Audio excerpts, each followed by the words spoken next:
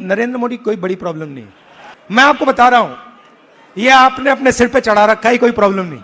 ये जो मीडिया वाले हैं इन्होंने बना रखा है, इसका गुब्बारा बनाया, कोई प्रॉब्लम नहीं। अब पहले तो मैं मिला नहीं था, अब 2-3 बार मैं मिल भी लिया हूं, बात समझ गया हूं मैं, कुछ नहीं उसमें। शो पूरा शो है, दम नहीं है, बता रहा हूं। आप लोग मिले नहीं हो, मैं मिला हूं, बैठा हूं कमरे में। आप मेरी बहन से पूछो, कभी मिलोगे तो पूछना कि अगर कभी राहुल ने किसी चीज के बारे में मन बना लिया तो उस बात को वो छोड़ेगा या नहीं छोड़ेगा, वो पूछ लो उससे। मैं नहीं छोड़ने वाला। अब मैं 2004 से राजनीति कर रहा हूं और 21 साल हो गए, और जब मैं पीछे देखता हूं और एक प्रकार से अपनी सेल्फ एनालिसिस करता हूं,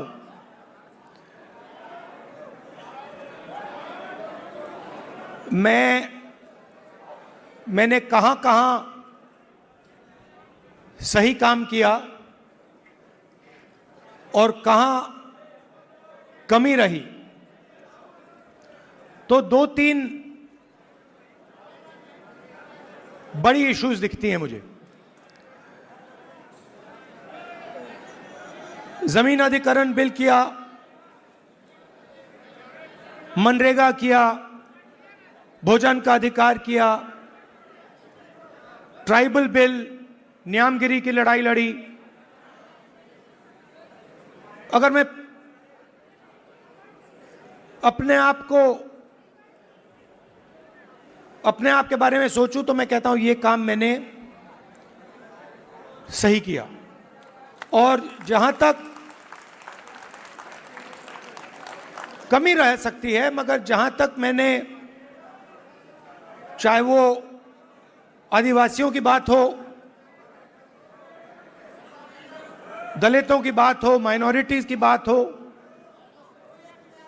वहां पे मुझे लगता है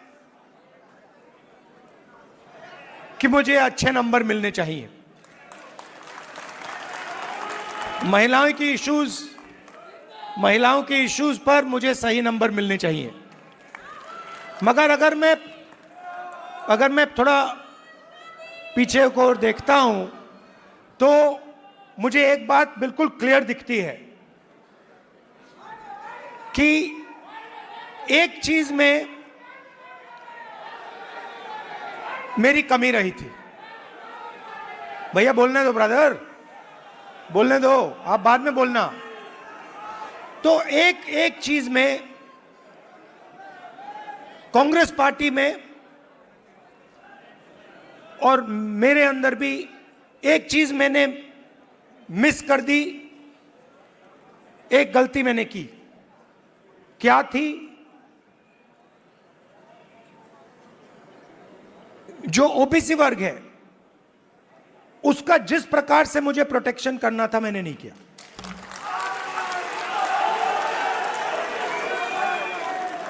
क्योंकि और इसका कारण था, आपकी जो इश्यूज थी उस समय मुझे गहराई से नहीं समझ आई। मैं स्टेज से कह देता हूं कि 10 साल पहले, 15 साल पहले जो दलितों के सामने कठिनाइयां थी वो मुझे अच्छी तरह समझ आ गई। वो शायद वो ज्यादा आसान है समझना, वो क्लियर है। अनटचेबिलिटी, उनकी हिस्ट्री है, तो एकदम पता लग जाता है। आदिवासियों की भी इश्यूज आसानी से समझ आ जाती हैं। आप उनके इलाके में जाइए, जंगल, जल, जमीन बिल्कुल सामने दिखता है। मगर ओबीसी की जो इश्यूज हैं, जो मुश्किलें हैं, वो छुपी रहती हैं, आसानी से नहीं दिखती हैं। मेरी रिग्रेट क्या है कि अगर मुझे आपकी हिस्ट्री के बारे में, आपकी इश्यूज के बारे में थोड़ा सा भी ज्यादा मालूम होता, मैं तभी जाति जनगणना करा देता। वो निकल गया, और मैं स्टेज से कह रहा हूं वो गलती है मेरी, और कांग्रेस पार्टी की गलती नहीं है, मेरी गलती है, और इस गलती को मैं ठीक करने जा रहा हूं। और एक प्रकार से अच्छा हुआ है। मैं सोच रहा था कि ठीक है भाई, गलती हो गई, तो अच्छा क्या है मैं आपको बताऊं कि अगर उस समय जाति जनगणना करवा दिया होता तो जैसा मैं अब जाति जनगणना कराऊंगा वैसा नहीं होता। क्योंकि जो हमने तेलंगाना में किया है, आपको वो पॉलिटिकल अर्थक्वेक है, वो हिंदुस्तान की राजनीतिक जमीन को उसने हिला दिया है। अभी आपको उसका जो आफ्टर शॉक है वो अभी आपको लगा नहीं है, मगर वो काम हो गया है। जैसे सुनामी आई थी ना, मगर जो सुनामी, जिस अर्थक्वेक ने सुनामी बनाई, वो तो आपने देखा भी नहीं, वो समुद्र के नीचे था, है ना। मैंने थोड़ा स्टडी किया, पता लगा कि जब सुनामी आई थी 1000 किलोमीटर लंबी, मतलब क्रैक जमीन में आया था, किसी ने नहीं देखा। उसके बाद में 2-3 घंटे बाद उसका असर दिखा। वही हुआ है तेलंगाना में। मैं आपको बता रहा हूं, 21वीं सदी डेटा की सदी है। मोदी जी कहते हैं data data data, DDD, 4D, 5D, 3D, ऐसे बोलते रहते हैं, सुना ना आपने। 50-60 साल पहले अगर आप पूछते पावर कहां से आती है, लोग आपको कहते पावर तेल से आती है, ब्लैक गोल्ड कहते थे उसको। जिस देश के पास तेल है उसके पास पावर है, वो पूरी दुनिया को कंट्रोल कर सकता है। अगर वही सवाल आज आप पूछें तो ब्लैक गोल्ड नहीं है, आज का तेल डेटा है। और डेटा कंपनियों के पास होता है। आप रिलायंस के पास जाइए, अमेज़न के पास जाइए, वो आपको डेटा दिखा देंगे। किसी भी अस्पताल में चले जाइए, आपको वो डेटा दिखा देंगे। मगर जो डेटा आज तेलंगाना सरकार के हाथ में आ गया है, उसका देश में कोई मुकाबला नहीं है। आज तेलंगाना में हम आपको बता सकते हैं, हम आपको 1 मिनट के अंदर बता सकते हैं कि तेलंगाना की सारी कॉर्पोरेट्स में, उनकी सारी मैनेजमेंट में कितने ओबीसी हैं, कितने दलित हैं, कितने आदिवासी हैं।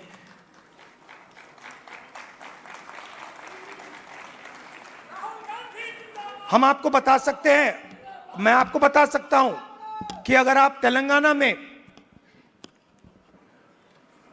कॉर्पोरेट्स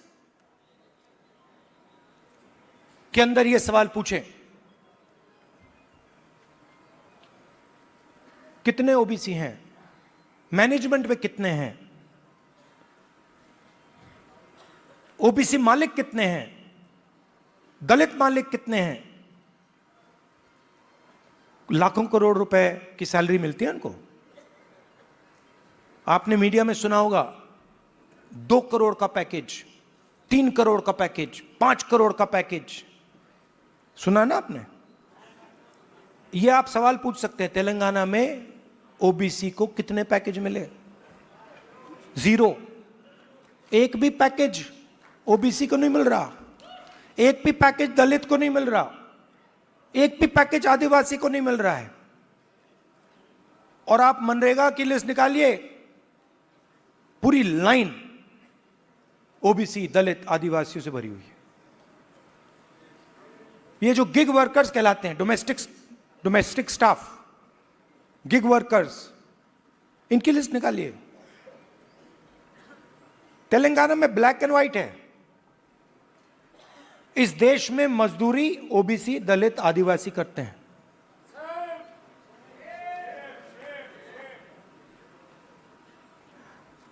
बघेल जी ने बहुत अच्छी बात बोली, उत्पादक शक्ति।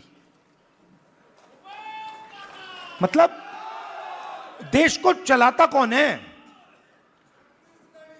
देश को, उसकी, किसी भी देश को उसकी उत्पादक शक्ति चलाती है। और देश में मेन सवाल यह उठता है कि अगर उत्पादक शक्ति देश को कुछ दे रही है, भोजन देती है, औजार देती है, ये इमारतें देती हैं, तो उस शक्ति को अपने खून पसीने के लिए देश क्या देता है? मतलब आप लोग देश को बनाते हो, इमारतें आप बनाते हो, सड़कें आप बनाते हो, स्कूल आप बनाते हो, कॉलेज आप बनाते हो, अस्पताल आप बनाते हो, टेंपल भी आप बनाते हो। मेरे लिए सबसे जरूरी सवाल है, अगर आप लोग देश को बनाते हो तो इस काम के लिए देश आपको क्या देता है? आपको क्या दे रहा है आज हिंदुस्तान? प्राइवेट स्कूल, जहां पे आपको लाखों रुपए देने पड़ते हैं। प्राइवेट स्कूल किसके? आपके नहीं, ओबीसी के नहीं, दलित के नहीं, आदिवासी के नहीं। आरक्षण लूटा नहीं, आरक्षण दिया नहीं जाता है।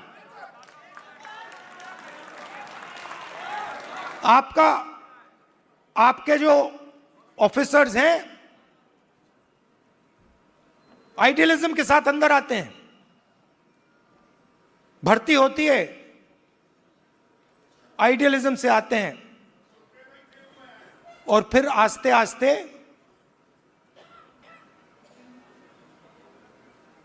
कट दिया जाते हैं। ACR, annual confidential report, OBC, Dalit, Adivasi अफसरों को हत्या करने का तरीका। रिजर्वेशन आपको दी गई है, मगर फाइनेंशियल मिनिस्ट्रीज को देखिए, डिफेंस मिनिस्ट्री, फाइनेंस मिनिस्ट्री, बड़ी बड़ी मिनिस्ट्रीज को देखिए, और वहां पे आप नेशनल लेवल, मैंने चेक किया, वहां पे मुझे ओबीसी, दलित, आदिवासी नाम बता दो। मैंने मजाक किया, बजट बना, मिठाई बांटी जा रही थी, याद है आपको?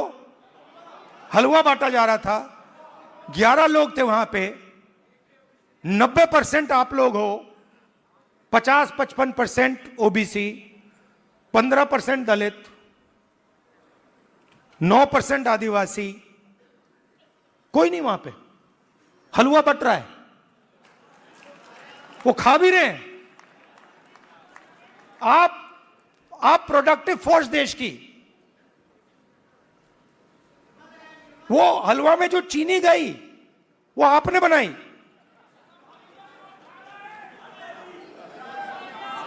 वो सब आप कर रहे हो, हलवा आप बना रहे हो और खा वो रहे हैं। तो अब मैं ये नहीं कह रहा हूं कि उनको हलवा नहीं खाना चाहिए, उनको भी खाना चाहिए, मगर भैया आपको भी थोड़ा मिलना चाहिए ना।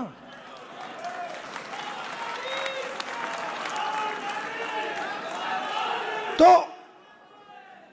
अब मैं आपको, आप मेरी बहन से पूछो, मेरी बहन से पूछो, कभी मिलोगे तो पूछना कि अगर कभी राहुल ने किसी चीज के बारे में मन बना लिया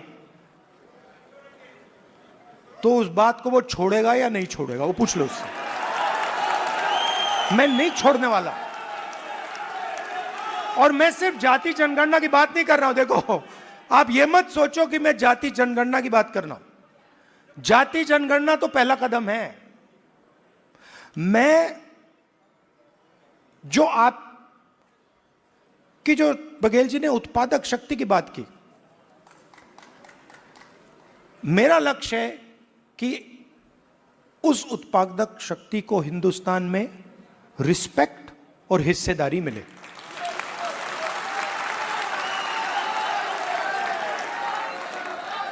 तो आपको लगना चाहिए, हिंदुस्तान के किसान को लगना चाहिए।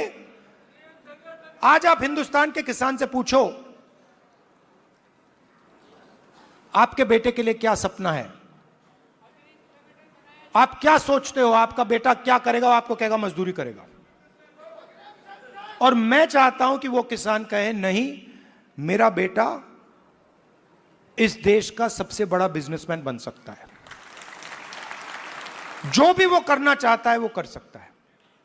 अब एक प्रॉब्लम है राजनीति में, सबसे बड़ी प्रॉब्लम पता है क्या होती है? क्या होती है? हाँ, नहीं, नरेंद्र मोदी कोई बड़ी प्रॉब्लम नहीं है।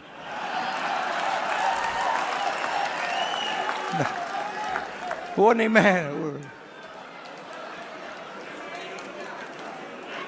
मैं आपको बता रहा हूं, ये आपने अपने सिर पे चढ़ा रखा है, कोई प्रॉब्लम नहीं। ये जो मीडिया वाले हैं, इन्होंने बना रखा है, इसका गुब्बारा बनाया, कोई प्रॉब्लम नहीं।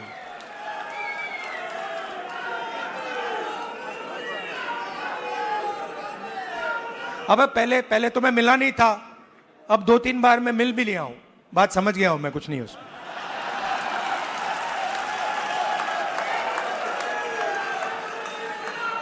शो पूरा शो है, दम नहीं है, बता रहा हूं। आप लोग मिले नहीं हो, मैं मिला हूं, बैठा हूं कमरे में। तो मेरा कहना है कि सबसे बड़ी प्रॉब्लम होती है राजनीति में, जो व्यक्ति अपनी शक्ति को ही नहीं समझता है। और मेरी सबसे बड़ी कंप्लेंट क्या है ओबीसी युवाओं से, कि आप अपनी शक्ति नहीं समझते हो। आपको मालूम ही नहीं कि आपकी कितनी शक्ति है, कैसी है, क्या है, वो आपको समझ नहीं। क्योंकि जिस दिन आपको अपनी शक्ति समझ आ गई, ये पूरा पलट जाएगा।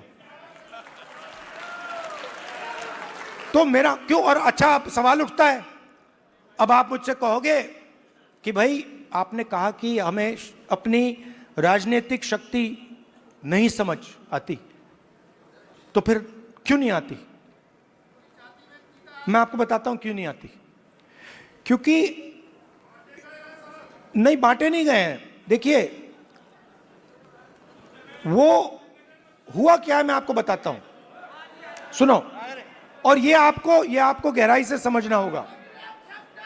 ये आपकी, देखिए, दलितों की हिस्ट्री है, दलितों की हिस्ट्री है ना?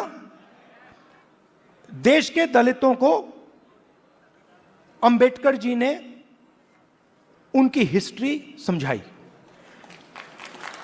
और अगर आप आज दलित से पूछें कि भाई आपकी हिस्ट्री क्या है, वो आपको 3000 साल की हिस्ट्री बता देगा।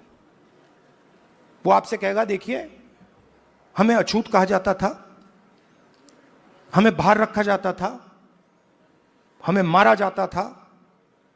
एक सेकंड में आपको बताएगा। आप वही सवाल आदिवासियों से पूछो, आपकी हिस्ट्री क्या है, वो आपको बता देगा। मगर अगर आप ओबीसी से पूछो कि भैया आपकी हिस्ट्री क्या है, आप जवाब नहीं दे पाते हो। इसका कारण है आपकी हिस्ट्री को आरएसएस और बीजेपी ने मिटाया है।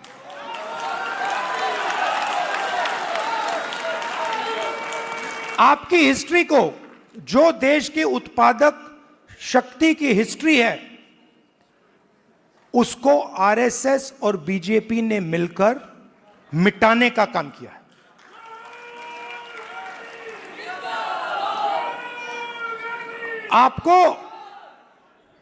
आप स्कूल पढ़े हो ना हिंदुस्तान में? स्कूल पढ़े ना? आप मुझे बताओ, आपने स्कूल में हिस्ट्री की तो किताब पढ़ी होगी, उसमें ओबीसी की हिस्ट्री कौन सी थी, कहां थी? उसमें कहीं लिखा था ओबीसी की हिस्ट्री के बारे में कुछ लिखा था? मैंने तो नहीं पढ़ा। आज जब मैं बात को समझ रहा हूं तो मैं अपने आप से सवाल पूछता हूं, भैया जब मैं छोटा था तो इस देश के जो 55-60% लोग हैं उनकी हिस्ट्री की किताब में है ही क्यों नहीं? यह जानबूझ के मिटाया गया है, क्योंकि जिस दिन आप अपनी हिस्ट्री समझ जाओगे उस दिन आप समझ जाओगे कि आरएसएस आपका सबसे बड़ा दुश्मन है।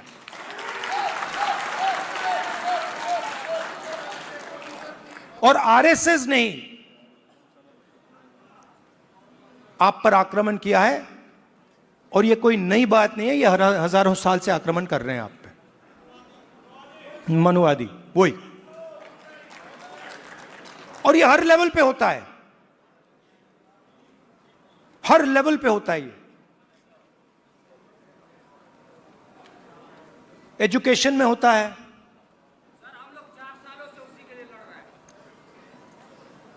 एजुकेशन में होता है, बिजनेस में होता है, जुडिशरी देख लीजिए वहां होता है। सब जगह आपके खिलाफ डिस्क्रिमिनेशन हो रहा है। मोदी जी कहते हैं हिंदू इंडिया, हिंदू इंडिया कहते हैं। 50% हिंदू तो आप हो। अगर हिंदू इंडिया है और 50% आप हो, तो मीडिया में आपका एक आदमी क्यों नहीं है? कॉर्पोरेट इंडिया में आपका एक आदमी क्यों नहीं है? औरत क्यों नहीं है? मीडिया के एंकर्स की लिस्ट निकालो, ओबीसी नाम दिखा दो मुझे, कहां है? बड़े बड़े पत्रकारों के नाम निकालो, ओबीसी कहां है? कौन है वहां पे? अदानी ओबीसी है क्या? आपकी पूरी की पूरी जमीन उसको दी जा रही है, पूरी की पूरी आपकी जमीन ओबीसी, दलित, आदिवासियों की जमीन छीन छीन कर अदानी को दी जा रही है, अंबानी को दी जा रही है, टाटा को दी जा रही है, इन लोगों को दी जा रही है। इनके सिस्टम में कोई ओबीसी है ही नहीं, दलित है ही नहीं, आदिवासी है ही नहीं। तो इसलिए हमने कहा है सबसे पहले जहां भी हमारी सरकार होगी वहां जाति जनगणना होगा,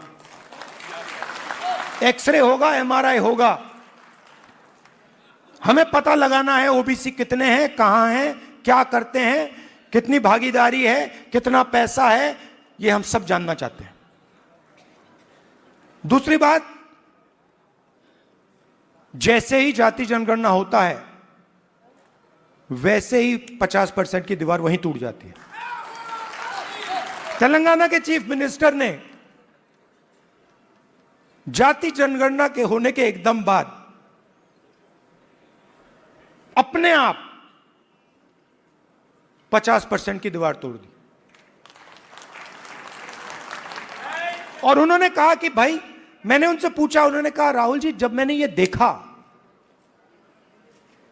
मेरे सामने कोई ऑप्शन ही नहीं है, मुझे ये करना पड़ा क्योंकि मुझे अन्याय दिखा। कल भाषण में उन्होंने बोला, तो पहला काम जाति जनगणना जहां भी हमारी सरकार होगी, 50% की दीवार जहां भी हमारी सरकार होगी, और दूसरा काम नेशनल लेवल पे, ये दोनों काम।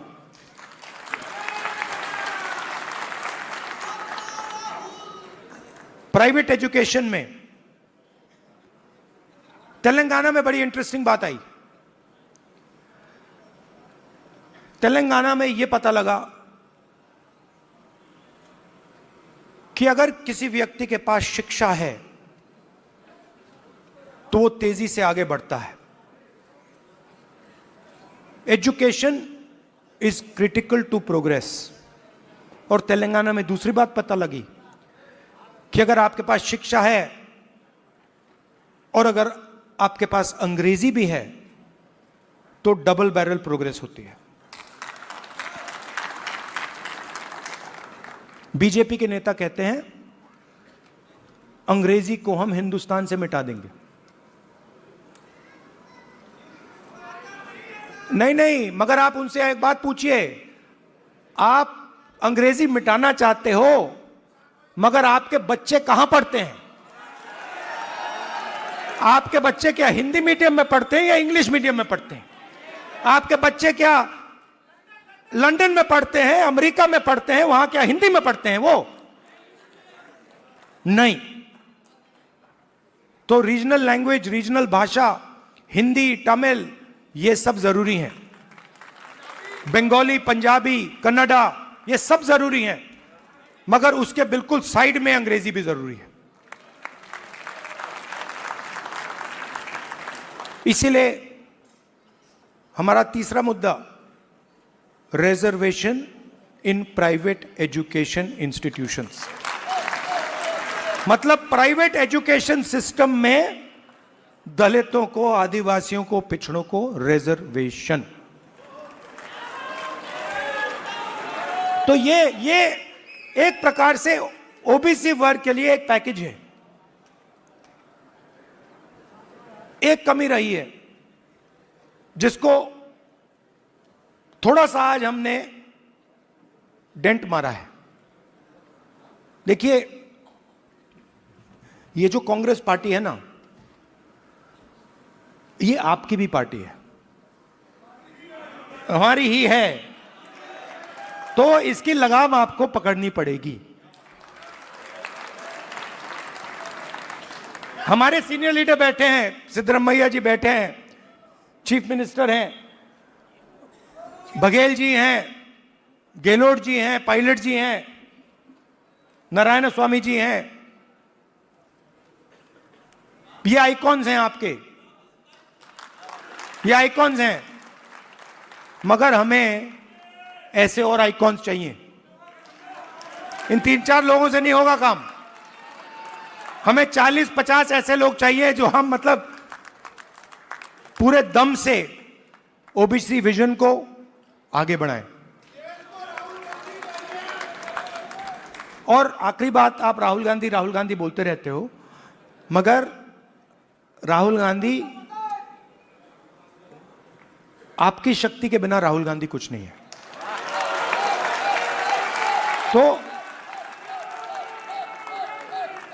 तो मेरा काम आपकी शक्ति को अलाइन करने का है। और देश के मैं ओबीसी वर्ग से, युवाओं से कहना चाहता हूं, जो मैंने शुरुआत में कहा, मैं अपनी साइड से कह सकता हूं, कांग्रेस पार्टी के साइड से नहीं कह सकता हूं।